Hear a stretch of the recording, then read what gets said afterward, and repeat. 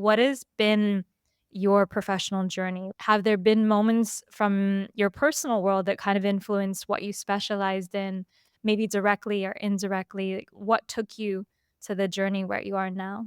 So I was actually not in the chiropractic field. I didn't know about chiropractic. And long story short, there, I ended up withdrawing my applications to medical schools like my last year of college because and that was just because I didn't resonate with the profession. I was trying to find my area that I wanted to be in or at least was interested in and I just never found that. So I withdrew the applications, went back to college for a second degree and then started really exploring different career fields and that's where I found chiropractic. And honestly through chiropractic school, I a little naive there didn't know that chiropractors, like some specialize here, some do functional medicine, some are functional neurology, some are peds only, some are prenatal only.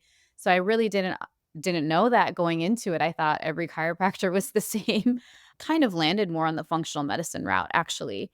Definitely network spinal though. So I knew the technique that I used, that's what I was introduced to first before I even knew what chiropractic was. So I knew that was my route. First year in practice, got pregnant with my son Avon. Honestly, that whole journey of pregnancy and feeling my body change and then having him going through that whole experience, having this newborn baby, seeing and working with his body and seeing the development really honestly like shifted everything within me. Everything. Like that's when my mindset was, if we can, yes, I'm already working with the root of the nervous system, right? I'm going directly to the root of the cause here of disease. Yes, as adults we need it, but if we can get to the source there, start at birth, start even before that with expecting moms, getting into their nervous system so they can influence their baby's nervous system, that's going to shift our world. I don't know if you follow like Dharma or anything, but it does feel like you were called in that direction. And then it was reaffirmed with your own life experience that that was the right way to go. What was it about when you were looking more at traditional route of being a doctor? What was it that you realized was not for you about it? The people that come to me, they trust me with their babies, like their newborn babies, they trust me at their birth. They come to me for advice and information that you really wouldn't go to a traditional doctor for. So, like, that relationship right there is so special to me, and I'm such a people person that it really felt like that was missing when I was going on my search of finding my place in the medical world. So, I think just admin work, paperwork, behind the scenes stuff, and less of actually working with these kids. When it comes to healing, honestly, like, we need to know their life story. We need to know what happened at birth. We need to know how they live their life. We need to know what they're eating every day. We need to know who they're around all the time. We need to know their environment.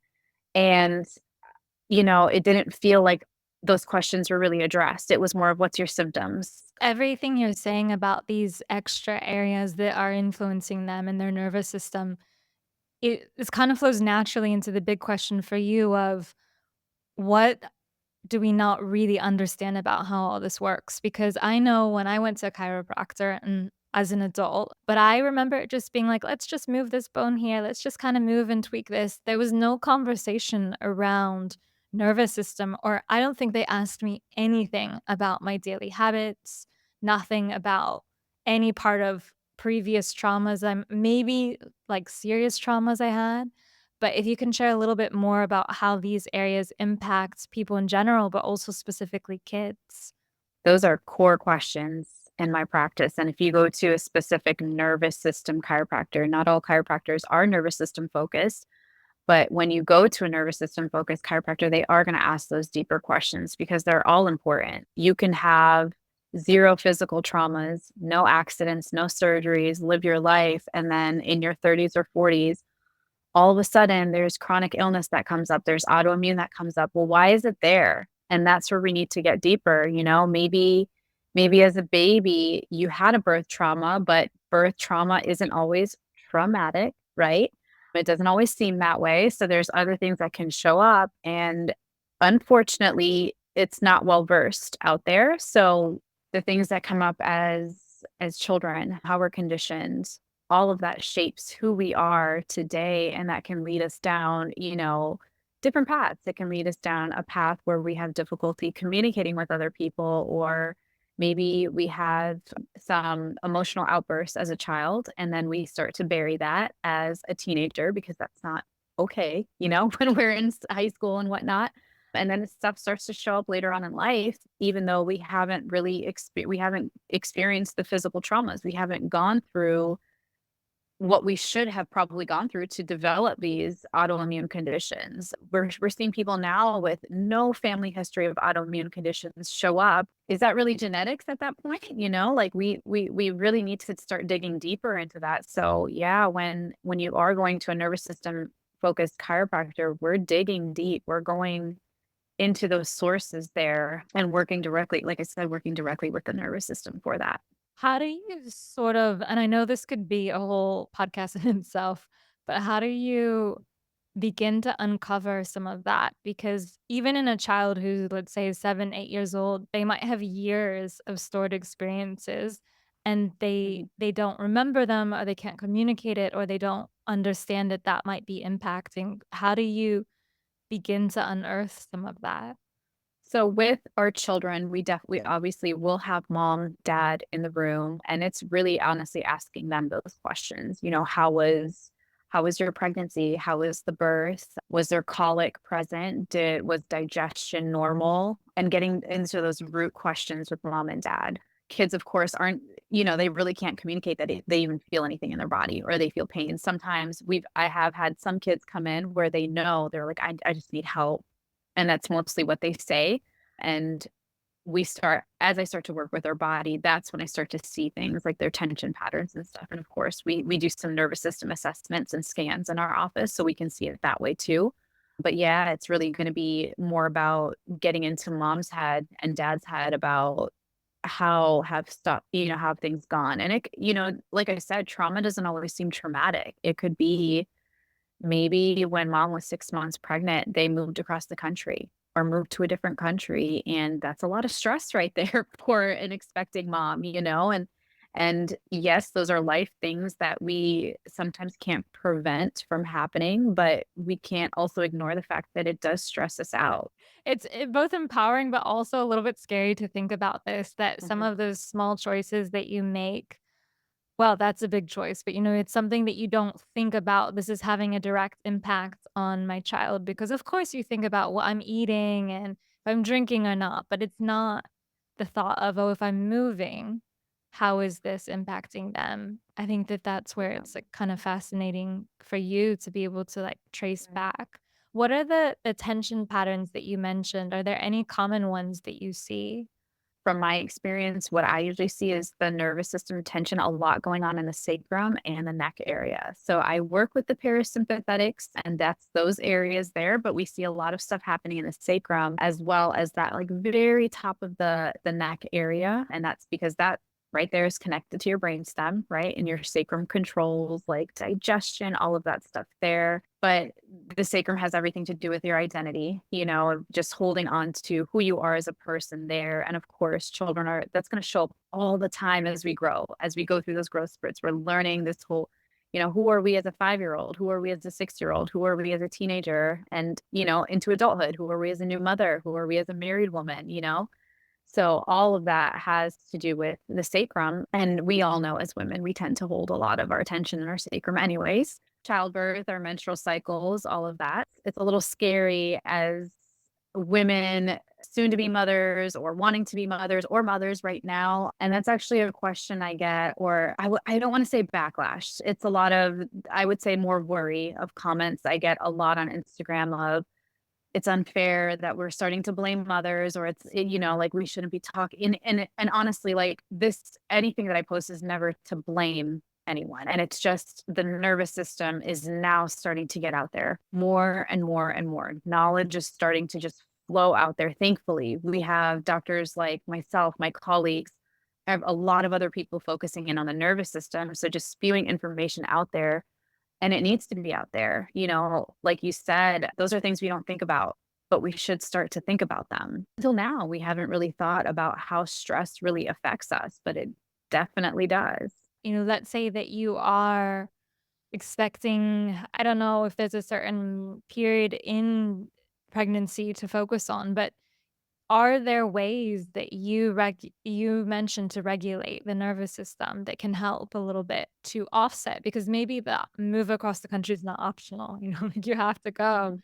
And so Mhm. it's not a question Mhm. of do I do it or not? It's like can I minimize the impact? Grounding tools like, mindful movement, not pushing your body, but more of mindful movement, getting, your body outside in nature, go into the sunlight, who you surround yourself with too. Like make sure you have the support you need when you do move across the country. But other than that, as far as your nervous system goes, like there's definitely things to support, like cold plunging therapy, that's talk therapy, of course, chiropractic care that can help your body. Getting into your body, out of your mind sometimes needs to be out there too. Journaling helps, dance, art helps you express. There's many things that we can do to help with that regulation. It's just about making sure you have a consistent practice with it. I love these because Yeah. it's kind of the things we know, but we might not understand the scientific value of them. Do you feel like, is there any difference in terms of the nervous system healing or managing the stress that's different between adults, adolescents, and children? Yes and no. So I think as adults, we've held on to so much for so long. And especially adults that have children, we're going to take care of our children before we take care of ourselves. So it's going to be pent up in us versus children are least likely to have so much stress accumulated in our body. Sometimes that's not the case though, right? Sometimes we've seen birth trauma and they're now 6 years old. So that stress has been pent up there for that's chronic, right? 6 years. It's definitely a lot less time than 25 years or 30 years. And adults have so many different stressors coming at us. Children don't have, a financial barrier, hopefully, at that point. They don't have maybe family dynamics at that point, but nothing to where adults are dealing with maybe a spouse's family plus to our own family. The schooling system is one thing. You know what I mean? There's so many other factors when it comes to adults versus kids. Kids are just trying to be kids. So And we're just yeah, trying to like go back to those years too, where it was a little bit I easier. know. Definitely, for sure. It's interesting to think about it because if you're already seeing ways that you can start to heal even babies, imagine if you add decades to that, like with those tension Mhm. patterns you're talking about that you see, but let's pile on 30 years like, or Right. longer, right? And it's so Yeah. interesting that how we keep going with it. Can you share a little bit about we kind of know what to do and getting treatment for it, but how can you recognize when you're actually healing? What do you notice in children, for example, when they're coming to you? When do you start to see the signs of, okay, they're releasing the tension, they're regulating better, both physical and also non-physical signs? Their bowels are more regular, their appetite is better, they're sleeping better, they're more calm, but the emotional stuff is always gonna be my favorites to see. That's how I really, really know that they're taking in the work. They can communicate their needs. That's a big one. They can tell their parents when they're hungry, when they have to use the bathroom, that they don't feel so good. They feel sad, they feel angry, they're getting in touch with their emotions. They know when they're feeling an emotion and know to communicate it.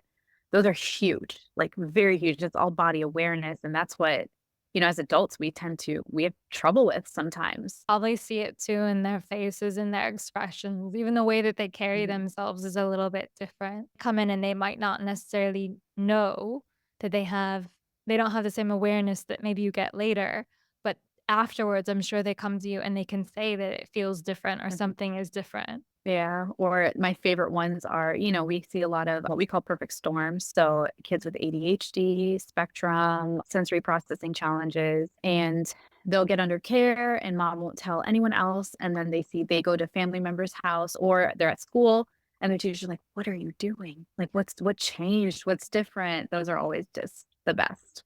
Think about these situations where it's sensory overload and it makes sense that they need some sort of release. How does it play into the nervous system? How does this treatment kind of help with that? We're all sensitive people, right? We just desensitize based off of our conditioning. So when it comes to sensory processing, I mean, it's definitely more of a neurological thing than just sensitivity, but technically we can all be there. We can all get to that point. So yeah, when it comes to regulating the nervous system, it's extremely important if you're a sensitive person because that you can be sent off triggered very, very easily, very quickly compared to other people. And that's not a bad thing. Actually I always say sensitivity is a great thing. Like you want to feel your emotions, you want to be in touch with who you are and what you're feeling. You don't want to suppress any of that. Like I said, a lot of us are conditioned to suppress and therefore desensitize ourselves. But again, and that's one of the harder parts with healing. As we start to heal the nervous system, there's a lot of people that start to feel more and it's uncomfortable. It's actually it can be scary, right? You're more in a vulnerable state. And so I see a lot of I hear a lot of people come to me and they're like, wait a second, I didn't sign up for this part of it. I'm like, well, this is healing. So this is who you are. But, just shifting that mindset from being scared of it to celebrating it is a big deal. But yeah, I think the nervous system absolutely plays a part in that sensitivity of learning, relearning, or really retraining the body on how to deal with those everyday stresses, those triggers that can come at you for sure. When we know this, when you say it, I am sure anyone listening can agree, like the silently nodding their heads or physically that you, regardless of how sensitive or not you are, you've probably learned to suppress it even at a young age. And Right. that's not the same as managing it, is it? It's not the same as like managing those emotions. Having this outlet would have made a really big difference for them. I mean, it's kind of heartbreaking when you hear like, I mean, I remember as a child hearing it all the time, like, "Oh, she's a sensitive one. She's my sensitive one. She's she's so sensitive. Just be careful with her. She's sensitive." And when you hear that over and over and over again, you think it's a problem. And then you start to shift your behavior so you don't seem as sensitive. You consciously try and bury things so you don't react and respond because it's sensitive. So yeah, it's interesting to see, and that's why I always preach that to parents, do not please just do not say those things in front of your children. Yeah. 'Cause they don't know, like, if you don't teach them how to regulate or you don't model it, then it's almost as if the only way they know how to fix it, and I'm doing, quotes, is to suppress Mhm. it, and that seems like the Absolutely. only response. It's just yeah, it Yeah. kinda blows my mind that we don't know more about this, like, that it's not more Yeah. widespread. And, children don't know what they're feeling. We tend to forget that. Like, yes, we're knowledgeable about our emotions, our anger, our frustration, anxiety. So as they're learning, their only response is physical. They either go into a shutdown mode or they become aggressive or they lash out or start crying. And it's kind of unfair if we call them sensitive at that point because they don't know. I can see this too, like, I'm just kind of rewinding in my mind all of these different through the years situations where I can see how and I was even guilty of it when I was the older kid around others. "Why are you being so angry? Why are you being so difficult? Why are you being so out of Mhm. control? Why are you so sensitive? Mhm. Stop." And that's the only thing you say is just stop. And what are they Yep. supposed to do with that? But there's something else you Yeah. said which really stuck too, which is you were talking about how as you go through this, there's a middle messy part where you've increased your awareness of your body and your discomfort, but you're not yet healed. And it feels like why this is not what I signed up for, I think you said. I didn't know this Mhm. was part of it. I didn't know I had to Yeah. actually feel this in order to heal it, right? You think you can jump to the Yeah. healing. What is some of the awareness that starts to come up, either in children or adults or in general, once you start doing this kind of work? When it comes to adults, we start to feel these emotions that we haven't allowed ourselves to feel. So when it's anger, we're taught from a very, very young age, anger is not good. So we don't have a really good relationship with healthy anger. And anger is an emotion that we should honor, we should feel, that's part of listening to our bodies too. If we're in an environment that makes us angry, that's our signal to get out of that environment, instead of suppressing it and not listening. Those are relationships that we need to have with all of these emotions. So when people feel emotions for the first time, again, like I said, it's scary. You're in a vulnerable place. It's not comfortable at all, especially difficult feelings to come up and to surface and to sit with them and to let them pass through. When we are moving through the healing, it's so easy to just feel them and bury them again because that's what we've been used to. And that's where, it can be difficult to continue the process of healing. Let's take a step back because I don't want to go through that. I don't want to feel the anger. I don't want to feel the frustration. I don't want to feel, the fear. We don't want to feel that. But those are important things to move through. Those are feelings that everyone has and we should all be experiencing. So gonna vary from person to person, right? Because if there was a history of childhood trauma, whether that's physical or sexual childhood trauma, a lot of those emotions are more than likely going to surface. And not that they have to make sense. I always say this when people are healing their nervous system, you're going to find there's a lot of moments where you feel like you just want to cry or you just want to, you just need to release and it doesn't make sense to you. You have no story to tie it to. And that's okay. You don't have to. It doesn't have to make sense to you. You can have a day where you just want to cry and there doesn't have to be a story behind it. But allowing those feelings and those emotions to surface, that's celebrating it. It's your body feeling safe enough to express them for the first time again. So those are some of the things I noticed with adults. With our kids, we're going to notice, I would say, a lot more physical stuff. So when we notice the releases of emotions, yes, we notice like the anger and the frustration come up, but we're going to notice a lot of possibly aggression. Maybe they're getting loud, maybe they're yelling a little bit more, or they're finding their voice a little bit more. So actually talking back, which we don't like as adults, but that's how they're going to express what they're going through instead of, hey, I feel angry. They're going to raise their voice at us instead. Again, those are those moments where we feel like those are regressions and they're not. That's the progress. Even now when you're saying this, I was thinking how, yeah, you think of a good kid as one that doesn't talk back, right? Like one who's quiet and who isn't necessarily speaking Mhm. up. But in fact, there could be so much underneath that that we really are trained to think of emotions as bad. It's mind-blowing the more you think about this, not just Yeah. with kids, but as adults, in our relationships, Mhm. in the office, anywhere. If anyone gets emotional, all of a sudden it's a problem. That's our fun response right there of just hiding away and burying ourselves and people pleasing. That's a big, big, big one for a lot of people. And that's where it comes from. We're conditioned to just be obedient and agree and make everyone else happy. And my behavior needs to make sure I need to make sure everyone else feels comfortable so I can express. So yeah, that's a big one for a lot of people. And again, that's another one that's uncomfortable because as we're getting older and we're moving through healing, we're understanding what boundaries are, that we need to set them. But a lot of people may not like them. It's uncomfortable to have those conversations with people, especially the people we love, but those boundaries are important. There's almost like these 2 phases of this where the first one is you have all these uncomfortable emotions and feelings come up, but it's as you said, it's Mhm. your body's safe enough now to express them. Mhm. But then it's the other side too, you have to deal with phase 2 is how is everyone else gonna react to this? Exactly. Exactly. The most interesting thing, I'm curious to see kind of a real life example, but without any names or particulars that you could maybe share where you've seen this transformation, either adults or kids. I know that you focus on kids and babies specifically, though.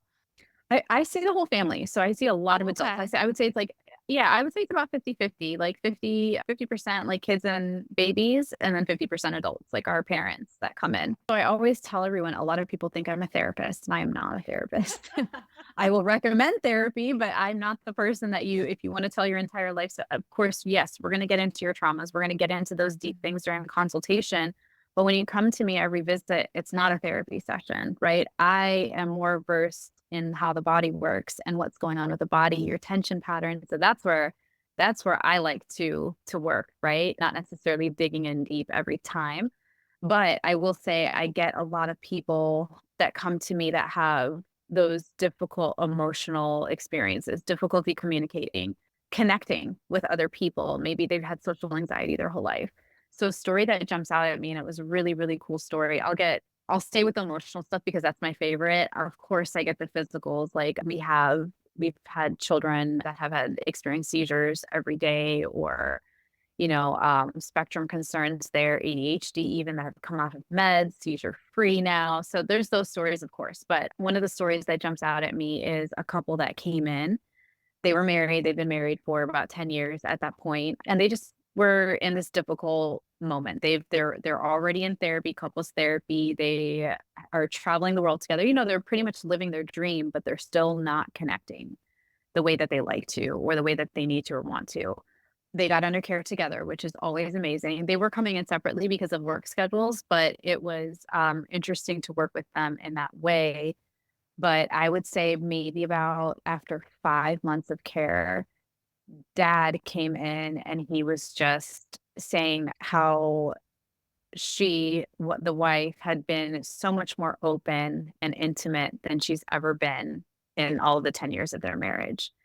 So hearing that stuff of like when people are under care together, families are under care together, and seeing how they can shift together, it's incredible. Like their communication got better, and they ended up getting over that really, I would say, that hill in their relationship. And that's a big hill. 10 years is a long time to be married with someone, especially if you're on a road. They're on the road traveling together. So they're in this like small vehicle 24/7 with each other. You have to, that's a big deal. So that was one really, really sweet story that we have.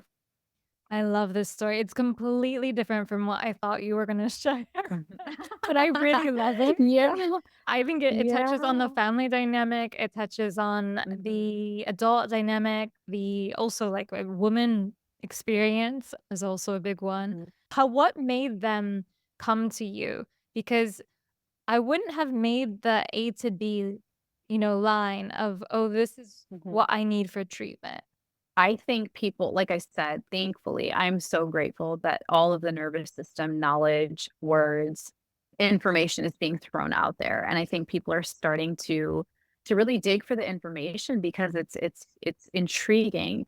I mean, if I heard 20, 10, 15 years ago when I was in college or entering college that, I had trouble with public speaking. I still do. Like, there's still anxiety there, but like I had very, very, a lot of trouble there. And if I would have heard that communication could be shifted with nervous system care, I'd have been like, "What?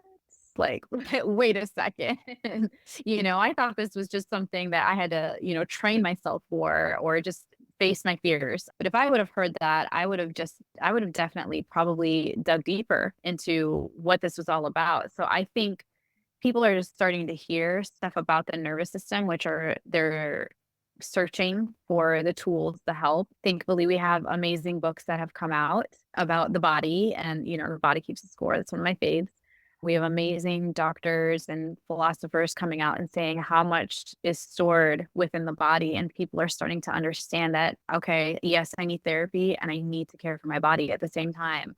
I need to work through these tension patterns. Like I always say, like if you are the person that shrugs your shoulders are stuck to your ears 24/7 and you're getting therapy every day, how are your shoulders going to get unstuck from your ears? We got to work on the body and the tensions too. So you mentioned in the beginning of this that you never hear chiropractors talking about what I talk about. And that's why we have to start to to give this information out there, because this is how we work with people. Like this is what we do. We've been doing it. Chiropractors have been doing this for over 100 years, but now it's just starting to get out there.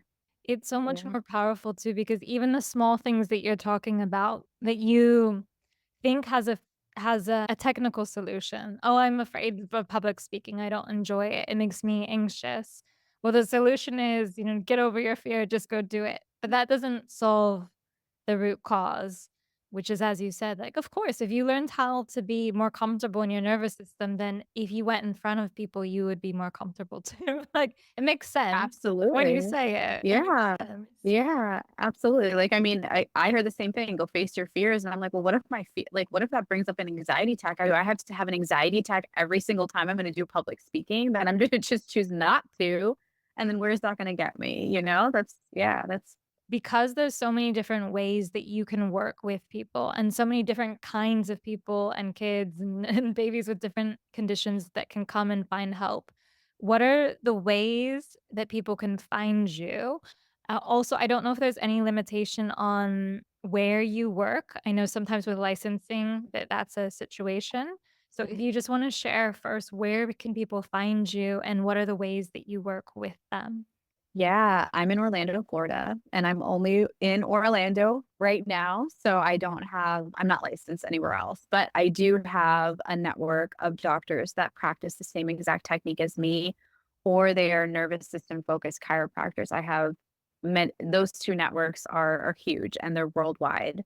We're always searching for doctors. So just keep it, I always, that's one of the main questions I get. But yeah, I'm based in Orlando, Florida. My practice is Integrate Wellness Center, known as IWC Family Chiropractic.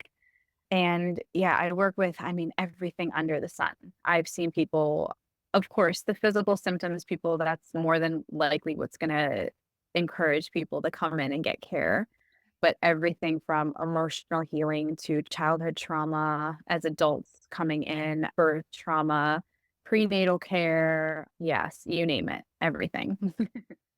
Yeah, there's so many different ways that people can find us be helpful. Is there for people who are not in Orlando, is there another way that they can learn from you or connect with you? I don't know if you also have like an online resource or one in the works. Not teaching network spinal. I know that's a big question from everyone, but network spinal can't be taught to just anyone. You do have to be a chiropractor to be taught. Like you have to be well versed in the nervous system. I know that the technique looks very simple, but it's not. It's actually very detailed and it's more about just someone laying on the table and following a technique. It's someone laying on the table, knowing and understanding their trauma patterns, their history, knowing how the nervous system works, where the nervous system stores that stuff, and then focusing on the technique. So there's a lot of layers that go into it. So if you want to learn, you have to go to chiropractic school and then from there work with, within the field of network spinal. But I do have options for people that do travel and I get a lot of people traveling to me. If you're going to, book a trip to Orlando, we have options for people to experience care for sure. But yeah, I there might be some stuff in the works later on, maybe some like handbooks or, different source resources that people can take home with them to get more knowledge of the nervous system and to help. So that's something that could be in the works for sure. I hope so. I think there's so much that could be like learned from you, even just some of your Instagram posts to read it and to see some of the Mhm. especially the emotional posts, I think are very helpful for someone who's like, "Right Yeah. now, how do I start to learn about this even? Where do I start?" I appreciate you saying it's much more complex than it seems because I remember watching your one very, very famous reel where you have the baby, I think, on the mother, Mhm. and then you just do some magic little touches, and all of a sudden, everything is better. But obviously, there's more going in behind the scenes than that. Yeah. Yes, absolutely, for sure, for sure. And what a lot of people don't see with my videos is the time and consistency it takes to get there. These people very rarely do I see someone get on the table for the first time and that's how their body responds. That is not how this works. That's not how healing happens. I wish I could give everyone a solution of this. I'm doing this in quotes too, nervous system reset. That's not how the nervous system works. You cannot expect to come to me one time and be healed or your body's healed. We tend to think of nervous system healing as an emergency procedure. It's far from that. This is a consistent daily lifestyle. All of those people, even that baby was under care for, I would say probably about 4 weeks before we recorded that one. So that nervous system needed some time. Those tension patterns needed to drop out before his body responded like that. I wanna thank you for coming on, for your patience, for everything that you've shared, and just really sharing your expertise because it's not super easily accessible for people, and it does mean Yeah. a lot to hear from someone like you who's talking about it, who's knowledgeable and trustworthy and can really go into what's involved in this, so I really genuinely thank you for taking the time to do that with listeners here. Thank you. Thank you so much for having me. This is always so much fun.